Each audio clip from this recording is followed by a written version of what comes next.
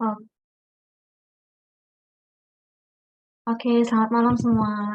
Selamat datang di MIP 4.0 di day 2 itu. Jadi sebelumnya aku ucapin makasih buat teman-teman yang udah hadir pada malam ini nih buat belajar bareng. Kali ini kita bakal belajar proses stokastik sama teman-teman tender kita nih. Mungkin bisa disapa dulu ada Henry sama Jocelyn. Hai Henry, hai Jocelyn. Halo,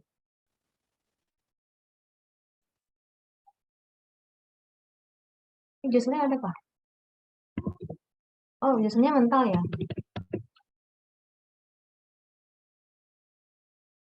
Oh, ini Jocelynnya baru masuk. Oke, ini dia tenter kita ya hari ini ada Henry sama Jocelyn. Nah, sebelum aku menyerahkan forumnya ke tenter, alangkah baiknya kita memulai MIP kali ini dengan doa terlebih dahulu. Doa menurut kepercayaan masing-masing, doa dimulai.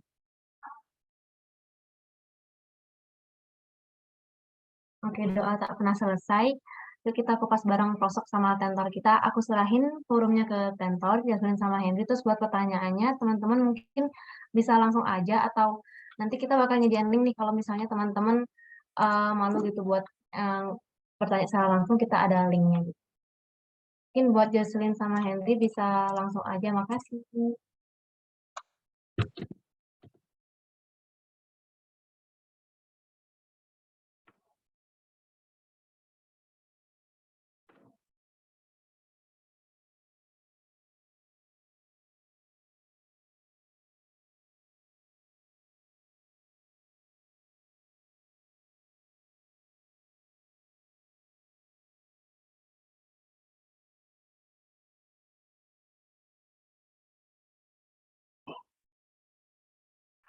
oke. Eh, ini sebenarnya materinya itu kan ada proses Poisson, terus ada sama proses pembaruan atau renewal teori. Nah, untuk yang pertama proses Poisson itu nanti pertama akan dijelaskan oleh Jocelyn, yaitu proses Poisson yang homogen, terus proses Poisson yang non homogen. Untuk proses Poisson majemuk dan proses pembaruan nanti akan dijelaskan oleh saya sendiri. Jadi mungkin bisa di forum aku serahkan ke Jocelyn dulu untuk memberikan materi yang pertama. Silakan Jocelyn. Oke, sebentar izin share screen. Eh, ini udah terlihat ya screenku. Masih hitam. Oke, udah kelihatan. Udah ya? Ya udah. Oke. Eh, ya, jadi mulai dari aku langsung masuk ke latihan pembahasan latihan soal aja untuk yang proses-proses untuk yang homogen. Jadi misalkan ada suatu kejadian yang mengikuti proses Poisson dengan rate lambdanya itu 2 per jam. Terus untuk pertanyaannya itu yang pertama hitung peluang bahwa tidak ada kejadian antara pukul 8 malam hingga pukul 9 malam. Terus untuk yang kedua itu hitung peluang bahwa 2 atau lebih kejadian terjadi antara jam 18 hingga 20. Terus mulai dari jam 12, yang ketiga itu mulai dari jam 12 siang, hitung ekspektasi waktu kejadian keempat terjadi. Terus untuk yang pertama itu yang hitung peluang tidak ada kejadian antara pukul 8 malam hingga pukul 9 malam.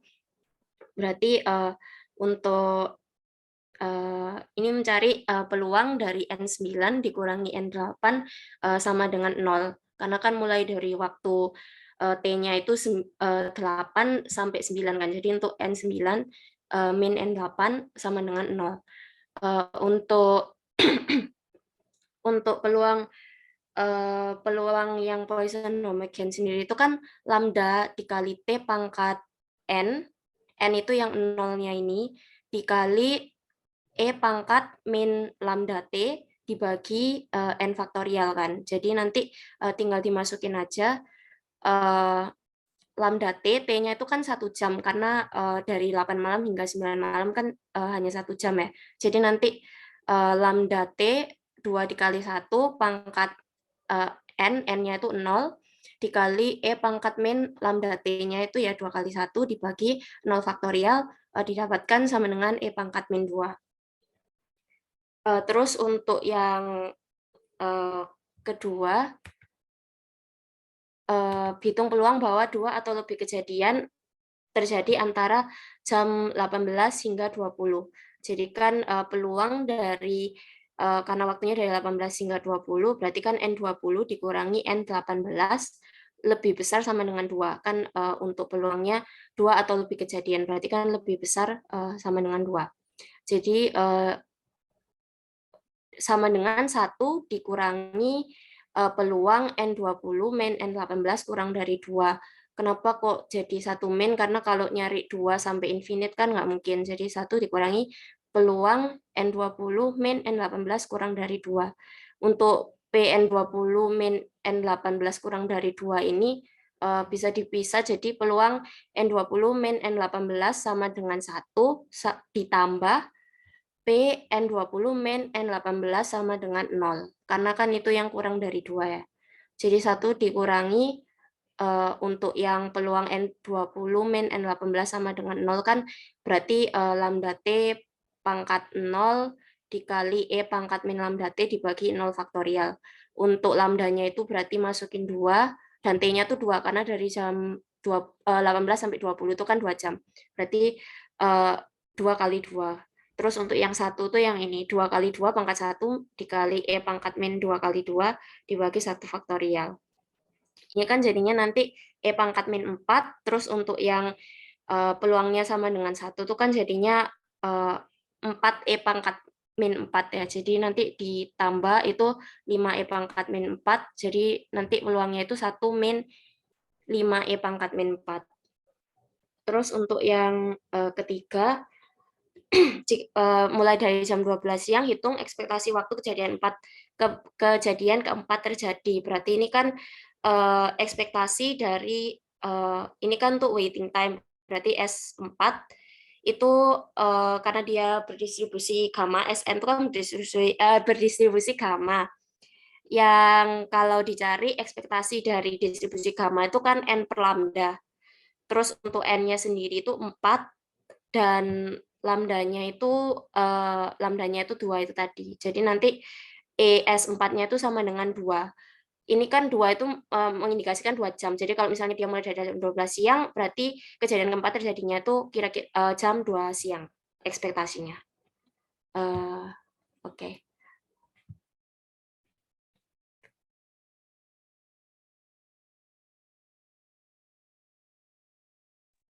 Oke, lanjut ke soal nomor 2 yang homogen. Masih yang homogen. Misal orang berimigrasi ke suatu teritori itu dengan laju Poissonnya itu lambda sama dengan 1 per hari. Hitung ekspektasi waktu hingga migran ke 10 datang. Ini sama kayak yang tadi, berarti kan ekspektasi dari S10 kan, karena N-nya yang imigran ke 10, berarti S10. Terus itu kan nanti N per lambda, jadi 10 dibagi 1 lambdanya itu jadi 10 hari. Jadi hingga waktu tunggu hingga imigran ke 10 datangnya itu adalah 10 hari. Terus lanjut untuk hitung probabilitas bahwa waktu yang dibutuhkan antara kedatangan ke 10 hingga kedatangan ke 11 melebihi 2 hari. Ini berarti mencari itu apa yang inter arrival time, waktu antar kejadian. Ini kan waktu antar kejadian antara kedatangan ke 10 hingga kedatangan ke 11. Itu dinotasikan dengan X ya. Jadi X11 itu lebih dari 2 hari kan, jadi X11 lebih dari 2. Terus kalau dilihat ini sama kayak sama dengan 1 min dari apa tuh namanya FDK-nya dari X11 ini. Dan untuk X-nya sendiri itu kalau waktu antar kejadian itu distribusinya itu eksponensial. Jadi nanti peluang X11 lebih besar dari 2 itu sama dengan 1 dikurangi FDK-nya dari X11 itu jika nilainya itu adalah 2. Jadi kan sama dengan 1 dikurangi 1 minus E pangkat min lambda X. kali lambda X. Berarti untuk lambdanya itu 1 dan X-nya itu diisi 2 itu tadi kan. Jadi 1 min E pangkat min 2. Jadinya nanti E pangkat min 2. Sekitar 0,1333. Oke, lanjut.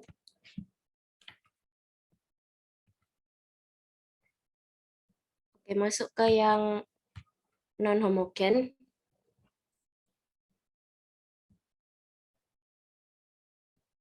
Jadi ini kan untuk sebentar. Ini kan Sigbert membuka stand hotdog yang buka dari mulai dari jam 8. Terus dari jam 8 hingga jam 11 rata-rata tingkat kedatangan pelanggan itu meningkat konstan dengan laju awal kedatangannya itu 5 pelanggan per jam pada pukul 8 dan mencapai laju maksimumnya itu 20 pelanggan per jam pada pukul 11. Terus dari jam 11 siang hingga 1 siang, rata-rata tingkat kedatangan tetap konstan dengan laju pelanggannya 20 pelanggan per jam. Namun rata-rata tingkat kedatangan menurun konstan dari jam 1 siang hingga waktu tutup pada jam 5 sore dengan laju kedatangannya 12 pelanggan per jam pada pukul 5. Jika diasumsikan bahwa jumlah pelanggan yang datang ke stand hotdog tersebut pada periode waktu disjoin bersifat independen, maka hitunglah peluang tidak ada pelanggan yang datang antara jam 80 hingga 9.30 dan hitung ekspektasi jumlah kedatangan selama jam 8.30 hingga 9.30. Terus untuk berarti ini kan untuk non homogen karena lambdanya itu nggak konstan, nggak sama terus kan. Jadi untuk lambda t-nya itu dia berupa fungsi.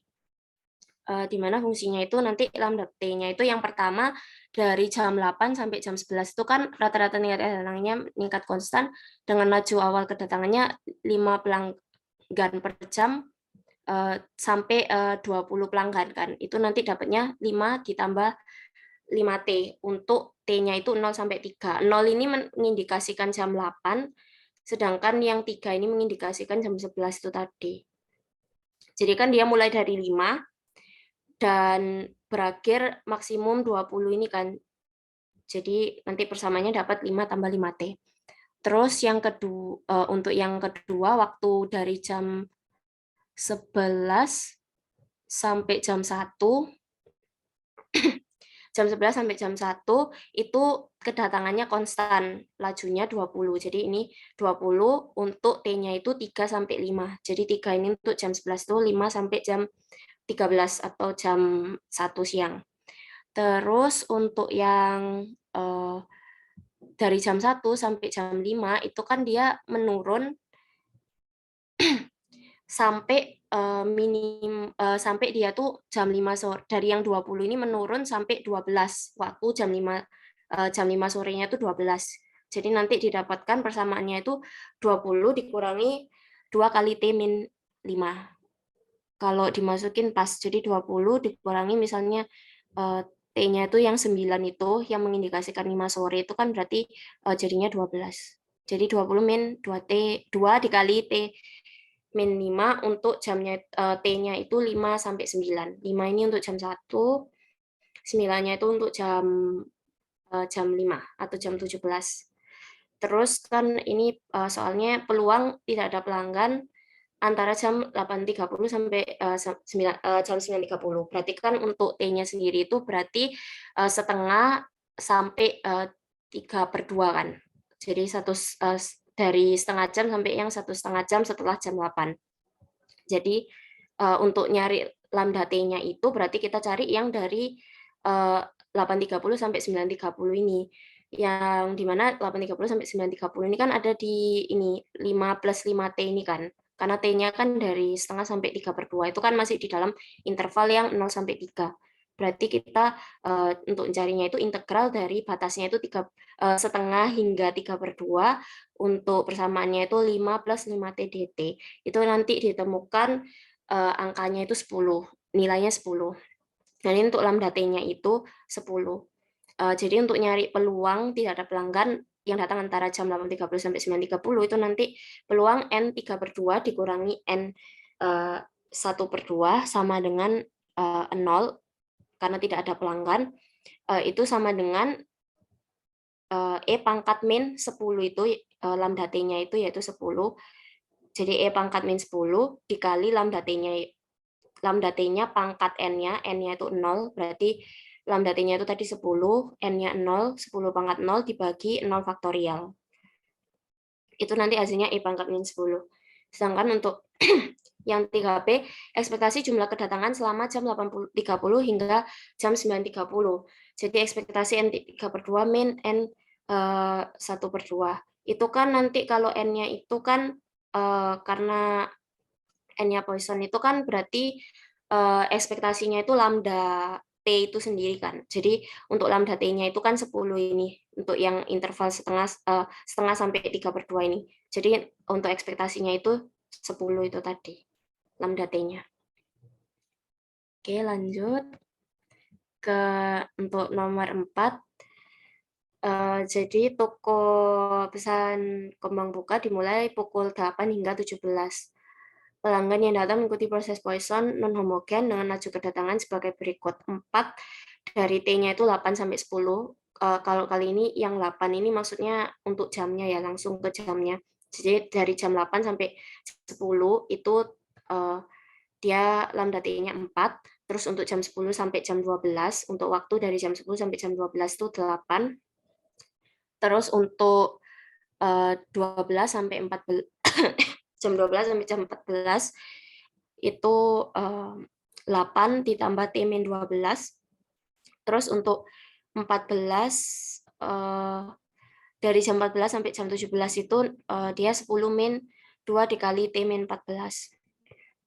Terus hitung peluang tepat ada 5 pelanggan yang datang di antara pukul 10.30 sampai dengan 14. Berarti kan dicari peluang dari N14 dikurangi N 10.30, berarti kan 10,5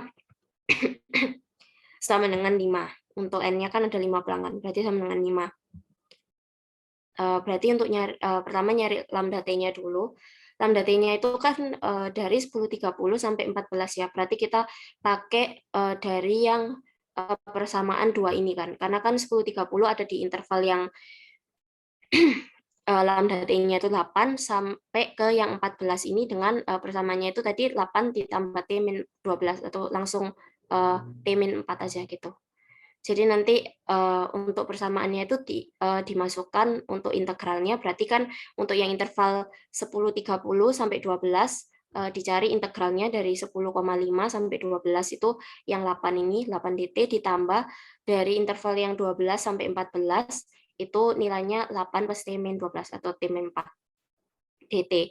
Itu nanti dapatnya itu 30 lambda T-nya. Jadi nanti dimasukkannya itu E pangkat min lambda T, yaitu lambda T-nya 30, dikali lambda T-nya 30 itu pangkat N, N-nya 5, dibagi 5 faktorial. Ya gitu. Untuk angkanya cari sendiri. Oke, udah itu untuk 4 soal.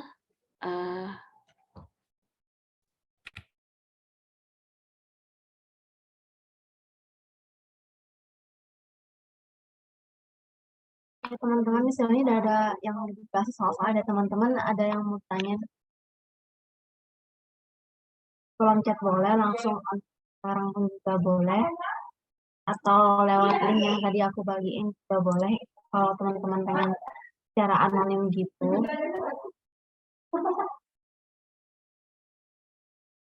Kalau dari link aku lihat juga nggak ada yang tes ini.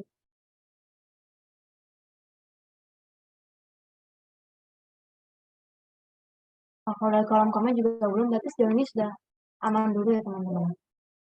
Buat soal-soal yang udah dijelasin pembahasan. Ya, ada yang jawab aman nih. Mungkin bisa dilanjut lagi, boleh Kak Tentor. Oke, baiklah. Terima kasih Mbak Dharma dan Mbak Jocelyn atas pemaparan yang tadi. Selanjutnya mungkin Mbak Jocelyn bisa untuk stop share dulu. Oke, terima kasih. Selanjutnya saya akan presentasikan mengenai proses Poisson majemuk atau kampan Poisson dengan proses pembaruan. Saya izin share screen ya. Oke, apakah screen saya sudah kelihatan?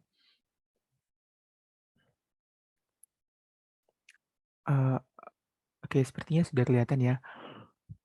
Oke, mungkin lanjut saja, eee, masih di, proses stokastik, aktuaria. Oke, langsung saja yang pertama adalah, proses Poisson majemuk. Oke, jadi kalau kita punya suatu proses stokastik yang kita notasikan sebagai XT, yang mana lazimnya memang T ini, merupakan waktu. Berarti T ini harus besar sama dengan 0 atau non negatif. Nah, proses stokastik XT ini disebut sebagai suatu proses Poisson majemuk apabila XT ini dapat dinyatakan sebagai, sebagaimana dinyatakan dalam persamaan yang ada di sini. XT itu dapat dinyatakan sebagai jumlahan dari YI dengan I-nya itu jalan dari 1 sampai dengan NT. Nah, NT-nya ini nanti akan menyebar mengikuti proses Poisson dan YI-nya ini nanti akan menyebar, eee, secara saling bebas saling bebas atau independen dan identik antara Y1 dan Y yang selanjutnya, menyebar dengan suatu sebaran tertentu, tapi nanti, sifatnya identik. Nah, antara Y yang satu dengan Y yang lain bersifat, independen dan antara Y ini dengan N ini atau banyaknya kejadian nanti juga bersifat, saling bebas. Jadi N-nya ini tadi menyebar mengikuti proses Poisson dan Y ini, menyebar IID atau identically independently distributed, dan saling bebas baik terhadap antara Y yang satu dengan Y yang lain maupun, eee, terhadap NT atau jumlah kejadiannya. Nah, ini adalah formulasi penting, untuk proses Poisson majemuk. Sebenarnya ada banyak formulasi yang lain, teman-teman mungkin bisa lihat, dilihat kembali di dalam, modul dari Bu Endang atau di dalam bukunya Karlin atau Ross misalnya. Ekspektasi dari XT ini dapat dinyatakan sebagai lambda T dikali ekspektasi dari YI. Kemudian untuk ragamnya, itu dapat dinyatakan sebagai, lambda T dikali ekspektasi dari YI kuadrat.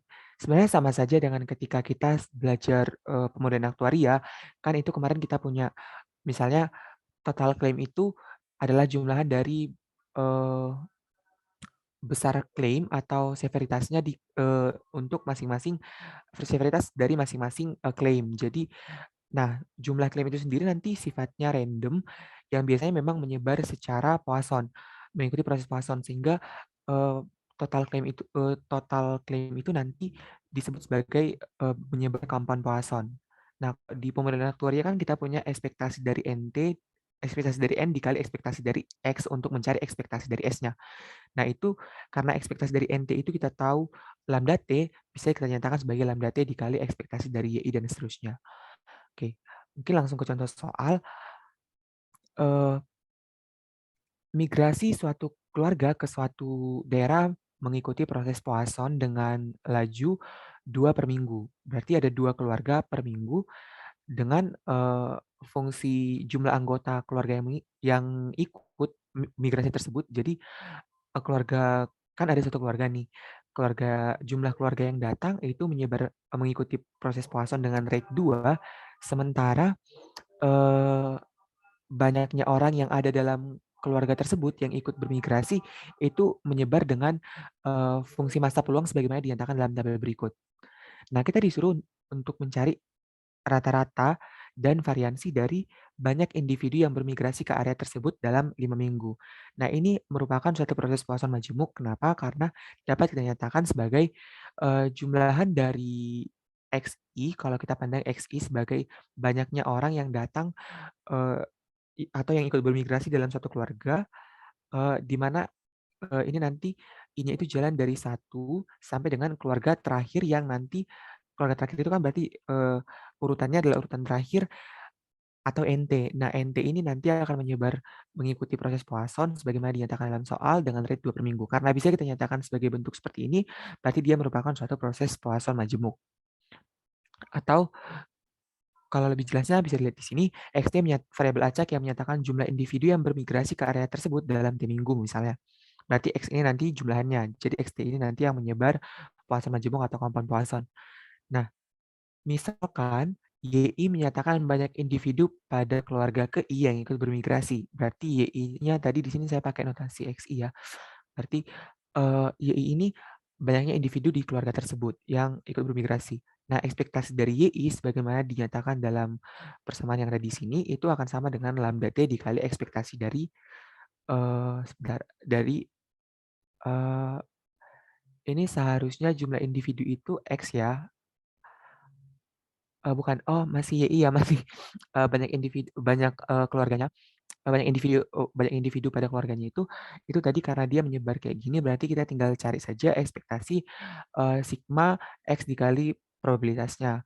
Berarti kita punya ekspektasi dari Y itu nanti 5/2 dan ekspektasi dari YI kuadrat itu tinggal ekspektasi biasa ya. Jadi jumlahan dari YI kuadrat dikali fungsi massa peluangnya. Itu kita peroleh 43/6. Nah, kalau kita mau cari itu kan baru Y-nya tadi atau banyak individu di keluarga tersebut. Nah, kalau kita mau cari ekspektasi dari ini saya tutup kurung, ekspektasi dari X5-nya atau jumlah individunya itu akan sama dengan ekspektasi dari N dikali ekspektasi dari YI.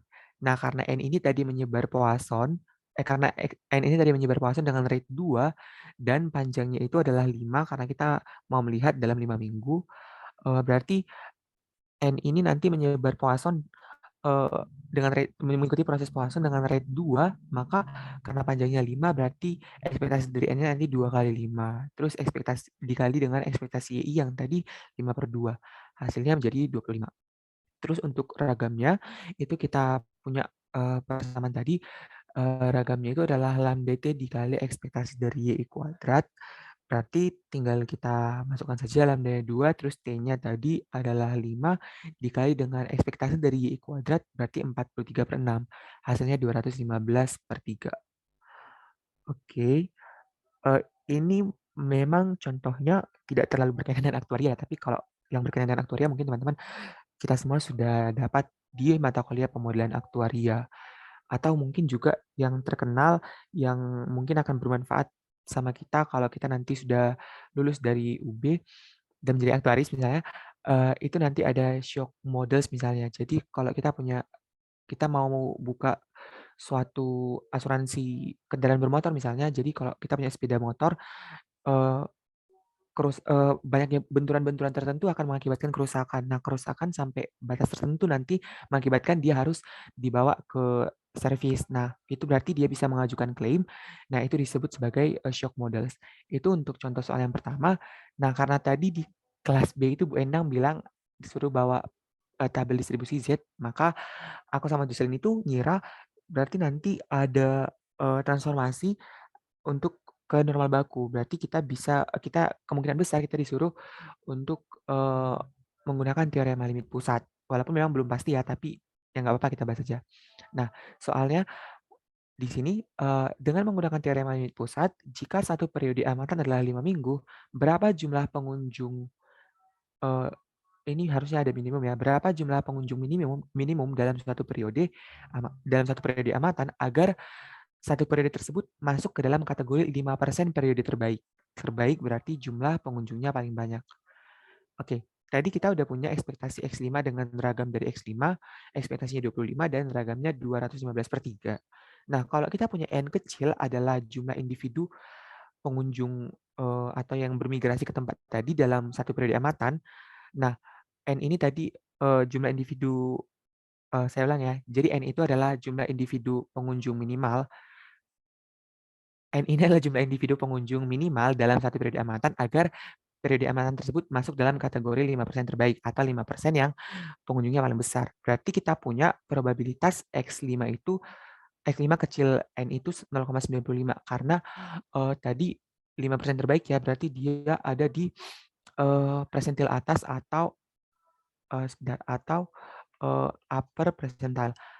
Jadi kalau kita punya di sini n-nya berarti ke sini nanti ada peluangnya 0,5. Nah, tentu saja ke sini itu harus 0,95. Oke, berarti kita punya probabilitas X5 kecil n itu sama dengan 0,95. Karena tadi kita diminta untuk mentransformasi ke normal baku, kita punya sifat bahwa kalau kita punya Sebentar, ini di mana ya? Oke. Kalau kita punya, sebentar, kita punya sepertinya screen saya agak error, sebentar saya stop share dulu ya. Oke, saya share screen lagi.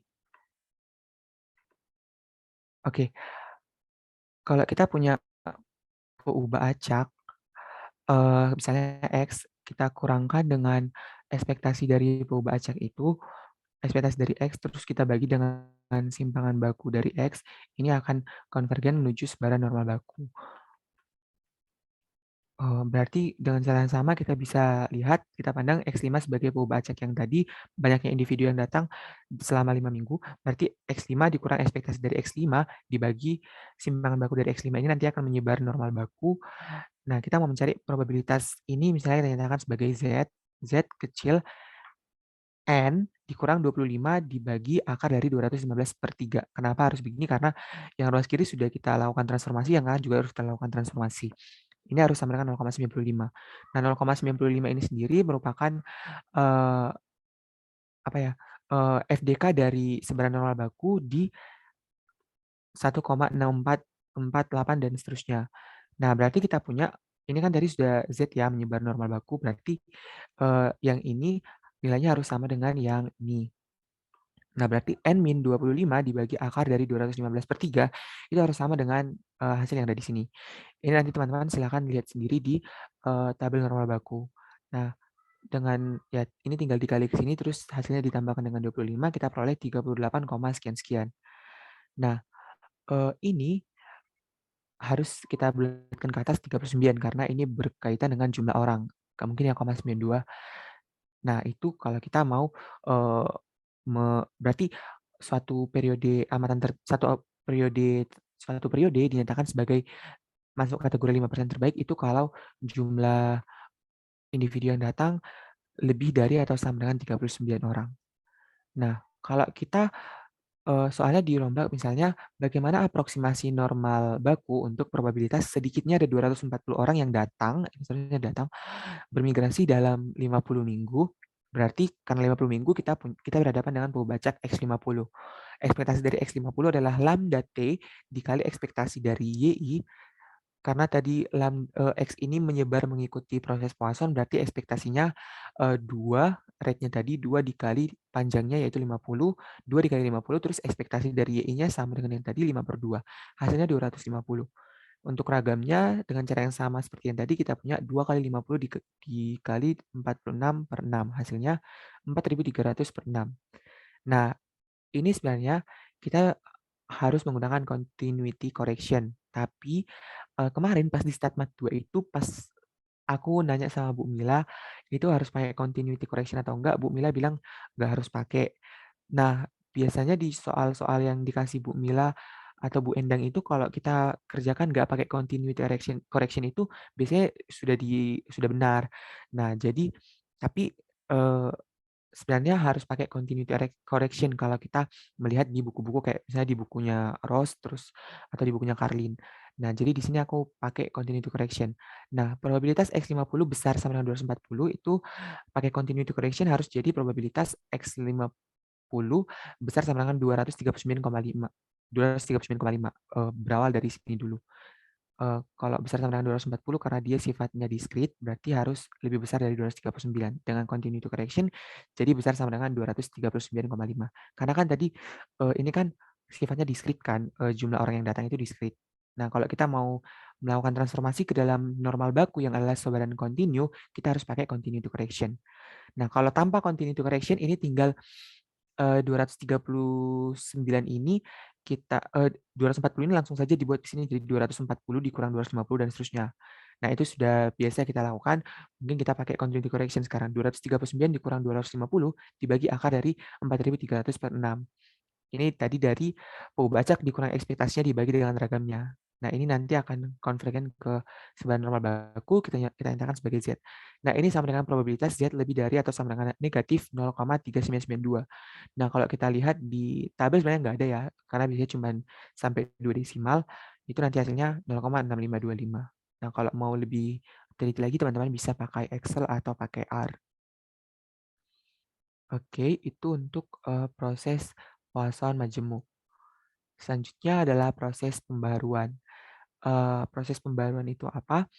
Proses pembaruan itu sebenarnya sudah pernah kita bahas kan, yaitu proses menghitung atau counting proses di mana waktu antar kejadian menyebar apapun yang mana dia tidak harus eksponensial. Kalau dia menyebar eksponensial kan berarti sebenarnya kita berhadapan dengan proses Poisson.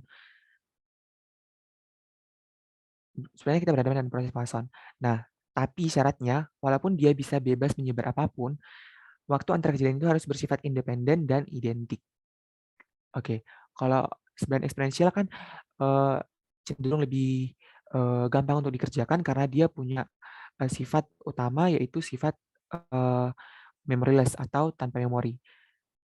Eh, jadi kalau kita punya probabilitas X kecil S ditambah T pada syarat X lebih dari S misalnya, ini dengan sifat memoryless itu langsung menjadi probabilitas X kecil T.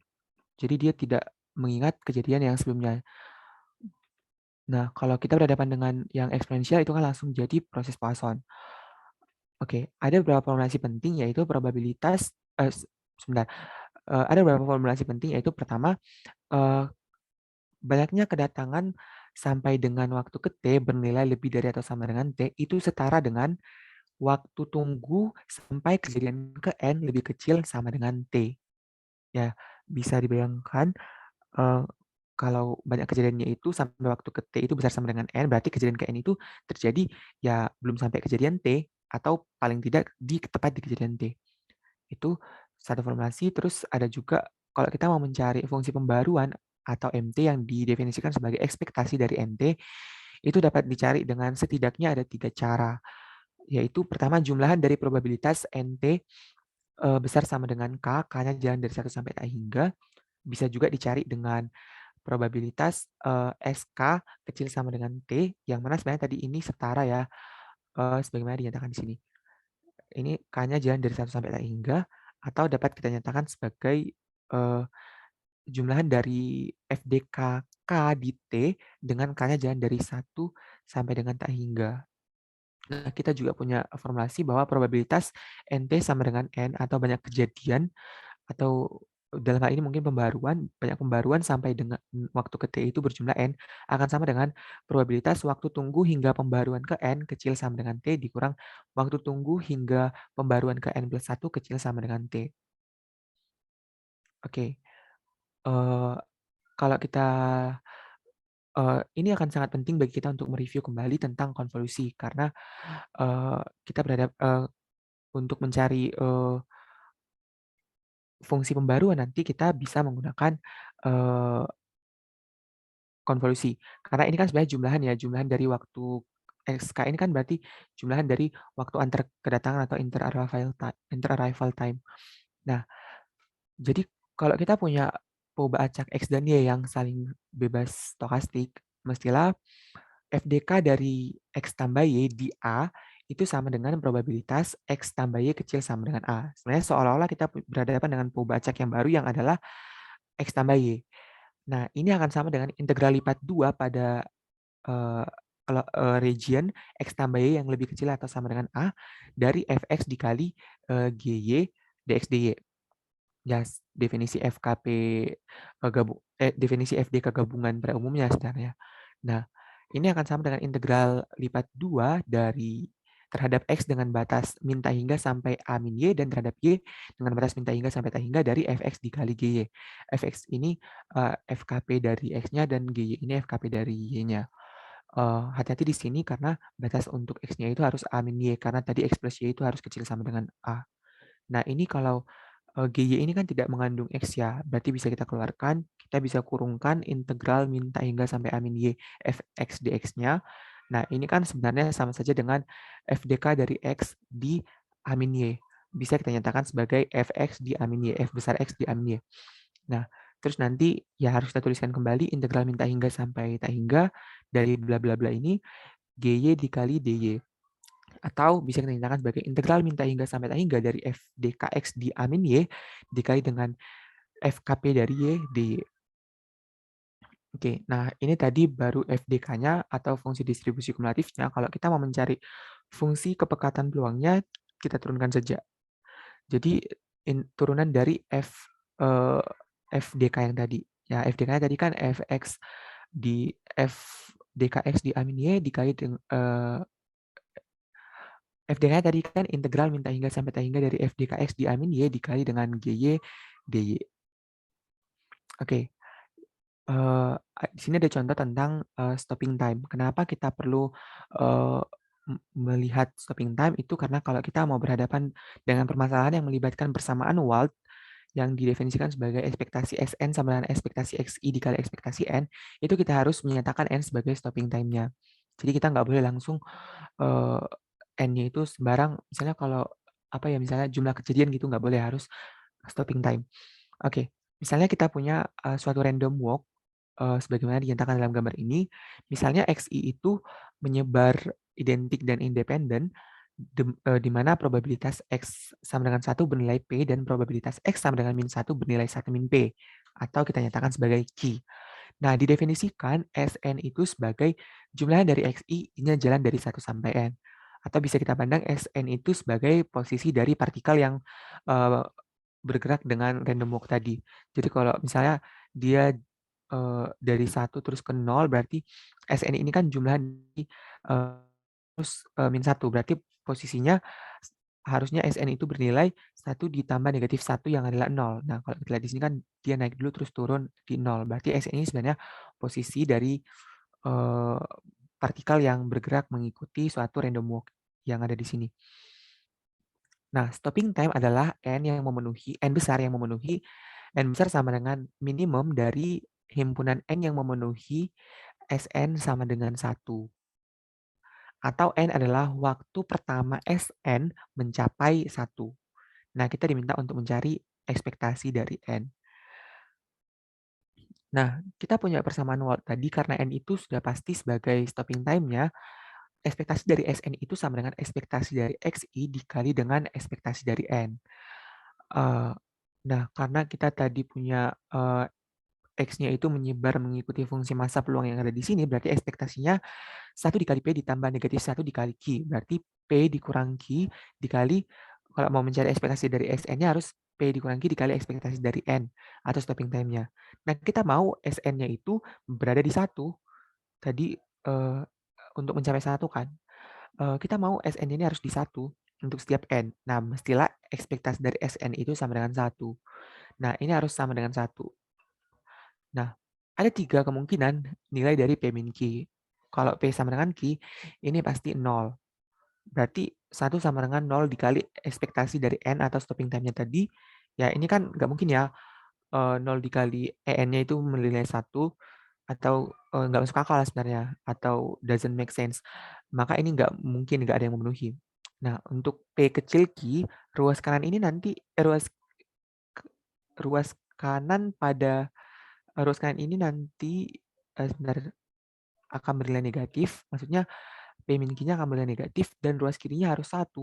1 dikali ekspektasi dari N, itu harus, sebentar, 1 itu harus sama dengan P min Q yang adalah negatif dikali ekspektasi dari N. Nah, N ini tadi kan banyaknya langkah yang diperlukan untuk sampai ke 1. Nah, ini kan nggak mungkin negatif ya, karena kalau ini negatif, biar dia dapat jadi positif harus negatif. Berarti di sini juga tidak ada yang memenuhi. Nah, kasus P lebih dari Q, ekspektasi dari N itu akan sama dengan 1 per P min Q, dari mana P ini harus sama dengan 1, terus ekspektasi dari N-nya yang kita cari berarti 1 per P min Q. Ini positif, ya masuk akal ya. Karena positif, ekspektasi dari N-nya positif. Karena berhadapan dengan banyaknya percobaan atau langkahnya tadi, ya memang dia harus positif. Berarti yang kita ambil adalah ekspektasi dari N-nya itu bernilai 1 per P min Q. Jadi 1 per P min Q ini adalah ekspektasi dari stopping time-nya. Oke, itu untuk stopping time. Selanjutnya proses pembaruan, masih proses pembaruan tapi contoh soal yang kedua. Oke, misalnya ada 2 mesin yang secara terus-menerus memproses sejumlah pekerjaan yang tidak ada habisnya. Nah, waktu yang diperlukan untuk memproses pekerjaan pada mesin 1 adalah variabel acak yang menyebar gamma dengan parameter n sama dengan 4 dan lambda sama dengan 2. Nah, sedangkan waktu yang diperoleh untuk memproses pekerjaan pada mesin 2 menyebar seragam atau uniform antara 0 sampai 4. Nah, dengan teorema limit pusat, perkiraan probabilitas bahwa secara bersama-sama kedua mesin dapat memproses setidaknya 90 atau dengan continuity correction menjadi 89,5 nanti. Jadi memproses setidaknya 90 pekerjaan dengan waktu T sama dengan 100. Oke, kalau kita misalkan NI dalam kurung T menyatakan jumlah pekerjaan yang diproses oleh mesin I pada waktu T, berarti kita berhadapan dengan proses stokastik NI T, di mana T-nya besar sama dengan 0. Nanti I-nya ini jalan dari 1 sampai I-nya ini adalah 1 dan 2, karena tadi cuma ada 2 mesin. Nah, pada banyaknya pekerjaan yang dikerjakan oleh mesin pertama dan mesin kedua, itu akan bersifat saling bebas tentu saja. Nah, kalau kita meninjau mesin pertama, waktu antar eh, pembaruan sebenarnya, waktu antar pembaruan itu menyebar gamma dengan N sama dengan 4 dan lambda sama dengan 2. Sehingga min-nya adalah 4/2 yang adalah 2 dan variansinya adalah 4/2 kuadrat yang nilainya adalah 1. Karena kalau kita punya ekspektasinya itu kan harus N per lambda dan variansinya harus N per lambda kuadrat. Karena dia menyebar gamma tadi, gamma N koma lambda. Nah, untuk mesin kedua karena dia menyebar uniform untuk waktu antar pembaruannya pada A sama dengan 0 dan B sama dengan 4, berarti kita punya ekspektasi atau rata-ratanya itu bernilai B plus A per 2, 4 ditambah 0 per 2, nilainya adalah 2, dan variansinya adalah B min A kuadrat per 12. Berarti 4 kuadrat per 12 yang adalah 16 per 12. Nah, aproksimasi N1 pada T sama dengan 100, karena tadi diminta di T sama dengan 100 ya, banyaknya pembaruan yang dilakukan oleh mesin pertama sampai dengan waktu ke 100, itu bisa kita aproksimasi dengan sebaran normal pada nilai tengah 100 per 2 dan ragamnya konvergen ke sigma kuadrat per mu pangkat 3. Ini sifatnya sudah baku ya, jadi saya lihat di bukunya Ross itu memang konvergen ke sini. Nah, itu nanti nilainya adalah 100 per 8. Nah, dengan cara yang sama nanti 16 per 12 dibagi 8 dikali 100 sama dengan 100 per 6 untuk ragam dari N2 atau N2 di 100. Maksudnya banyak pembaruan yang dilakukan oleh mesin kedua sampai dengan waktu ke 100. Nilai tengahnya tadi 50. Tadi kan sebenarnya nilai tengahnya itu sebentar, tadi nilai tengahnya itu 2 ya. Nah, berarti 100 per 2 sama dengan 50. Ya, kenapa? Karena ini kan waktu antar pembaruan ya. Berarti kalau waktu antar pembaruan, misalnya waktu antar pembaruannya itu rata-ratanya adalah 2. Berarti waktu antara pembaruan pertama dan kedua itu rata-ratanya adalah 2. Berarti dalam satu satuan waktu antar kedatangan itu memproses setengah. Berarti setengah dikali 100, 50. Oke, terus ragamnya nanti konvergen ke 100 per 6. Nah, kalau kita mau mengaproksimasi banyaknya pembaruan yang dilakukan oleh mesin pertama dan mesin kedua pada waktu 100 dengan sebaran normal baku, berarti kita berhadapan dengan poba acak yang menyebar normal pada nilai tengah 100 dan ragamnya 175 per 6. Kenapa?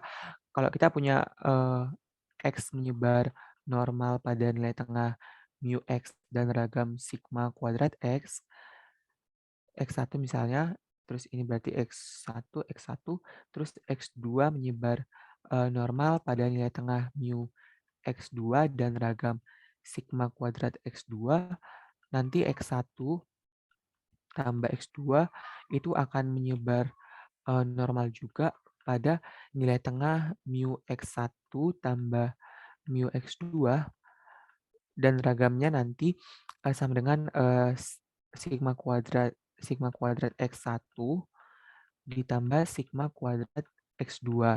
Sebenarnya harus dikurang dengan harus ditambah dengan 2 kali kovarian dari X1 dan X2, tapi karena di sini sifatnya saling bebas, berarti kovariansinya bernilai 0. Nah, berarti tinggal kita jumlahkan saja tadi 108 ditambah 106 untuk variansinya dan 50 ditambah 50 untuk ekspektasinya. Nah, kalau kita mau melakukan transformasi ke normal baku untuk mengaproksimasi, berarti kita punya probabilitas, karena tadi diminta di 90 ya. Nah, dengan continuity correction menjadi 89,5, tapi biasanya itu kalau dosen UB nggak pakai continuity correction ya. Kalau nggak pakai continuity correction nanti tinggal diubah saja di 89,5 ini jadi 90 dan ya tinggal matematika biasa nanti caranya sama.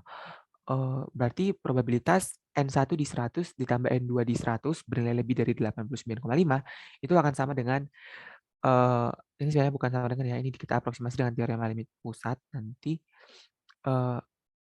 probabilitas banyaknya pembaruan pada mesin pertama di waktu 100 ditambah probabilitas ditambah banyaknya pembaruan pada mesin kedua di waktu ke 100 dikurang ekspektasi dari peubah acak ini yaitu 100 dibagi dengan akar dari ragamnya yaitu 175/6. Nah, ini harus lebih besar dari 89,5 tadi, kita lakukan transformasi juga, 89,5 dikurang 100 dibagi akar dari 175/6. Nah, ini nanti seharusnya di sini masih sama dengan ya, di sini masih sama dengan, terus di sini baru aproksimasi dengan teorema limit pusat. Probabilitas Z lebih dari min 10,5 dibagi akar dari 175/6.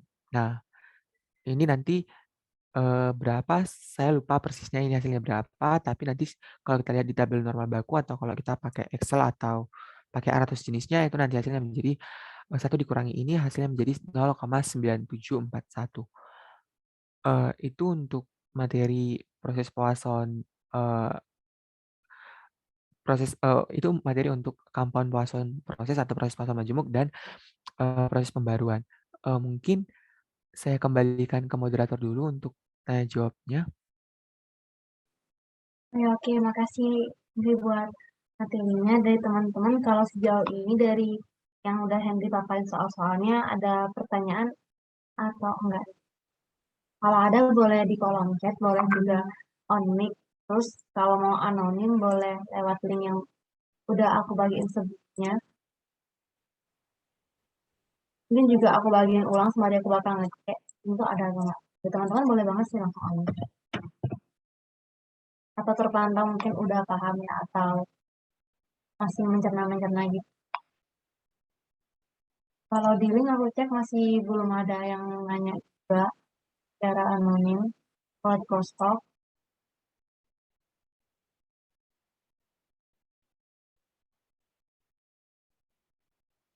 Sejauh ini belum ada yang tanya lagi ya teman-teman. Dan aku tunggu sampai 19.10 barangkali masih menunggu gitu buat pertanyaannya.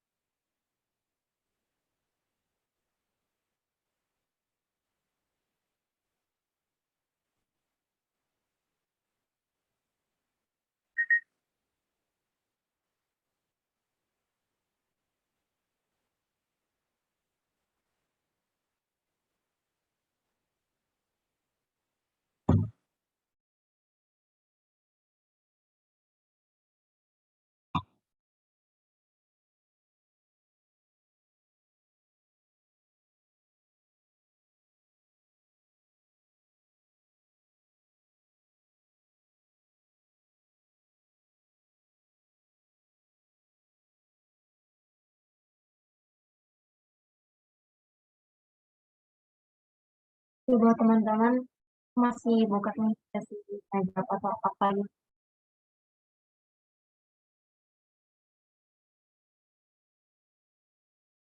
Kalau enggak mungkin bakal aku tutup sesi prostoknya kali ya. Tapi sebelumnya aku mau nanya mungkin ke teman-teman.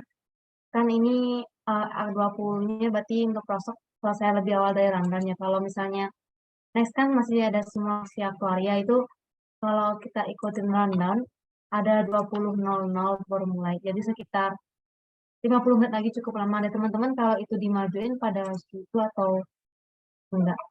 Ini kolom komen juga boleh. Jadi mungkin kita breaknya 10 menit. Habis itu lanjut simulasi aktuaria. Seven, setuju ya? Oke, tim responnya. Jadi sebelum aku akhiri lagi untuk prostoknya, mungkin dari mentor ada yang mau ditambahin atau patah dua patah kata, tips and tricks nanti mungkin buat menghadapi UTS prospek kita yang prospek yang nggak salah gitu.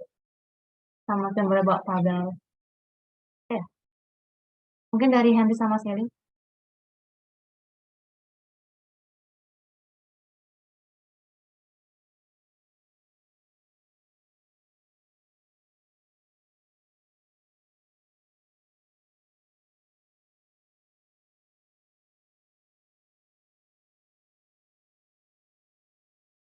Gimana dari Henry sama Selin, apa ada tambahan lagi atau sepatah dua patah kata buat teman-teman tips and trick untuk menghadapi UTS prospek?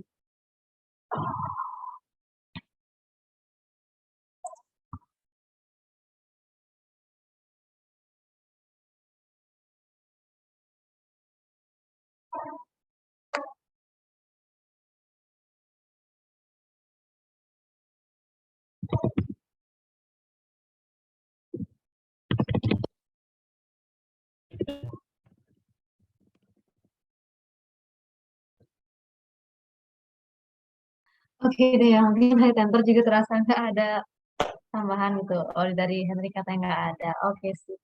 Aku tutup aja buat prospeknya. Banyak main latihan ya dari Selim. Jadi banyak main latihan teman-teman. Nah, terima kasih buat teman-teman yang udah hadir di sesi ini. Terima kasih juga buat tentor-tentor yang udah siapkan waktu dan tenaganya buat sesi kali ini. Semoga apa yang kali ini kita bahas, kita pelajari dapat bermanfaat dan kita lancar semua. Yeay. Ada 10 menit ya, jadi balik lagi 19.22. Buat Gusta semangat siap-siap. Langsung sepil. Sorry.